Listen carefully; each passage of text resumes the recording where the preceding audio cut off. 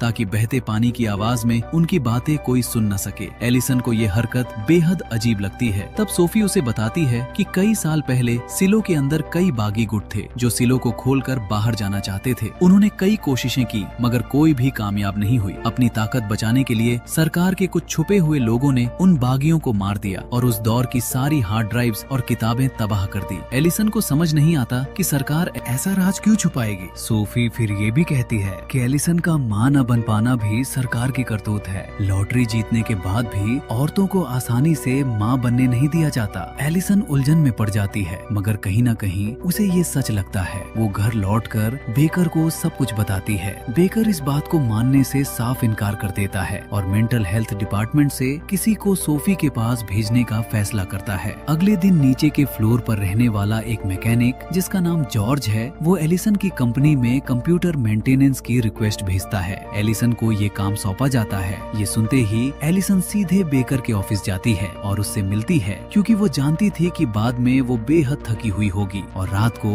बच्चे की कोशिश नहीं कर पाएगी। उनके साथ ही ये सुनकर हंसते हैं। जब एलिसन जॉर्ज के घर पहुंचती है तो जॉर्ज बताता है कि उसने जानबूझकर उस वक्त रिक्वेस्ट भेजी थी जब बाकी सब काम में व्यस्त हों ताकि एलिसन को ही भेजा जाए। एलिसन को समझ नहीं आता कि जॉर्ज उससे क्यों मिलना चाहता था। जॉर्ज तब उसे बागियों के जमाने की एक पुरानी हार्ड ड्राइव दिखाता है। वो बताता है कि किसी ने उसे ये दी थी और एलिसन का आर्टिकल पढ़कर उसने इसे ठीक करने की कोशिश की मगर नाकाम रहा। एलिसन को उत्सुकता होती है और वो खुद डेटा रिकवर करने लगती है। उसे पुरानी फाइलें और सिलो के बेहद विस्तृत ब्लूप्रिंट्स मिलते हैं। खतरे को भांपते हुए वो जॉर्ज को ड्राइव छुपाने की हिदायत देती है और कहती है कि अगर किसी को पता चला तो उसे जेल हो जाएगी। उस रात जब बेकर उससे मिलना चाहता है तो एलिसन मना कर देती है क्योंकि वो पूरी तरह थकी हुई होती है। अगले दिन वो दोबारा जॉर्ज के पास जाती है और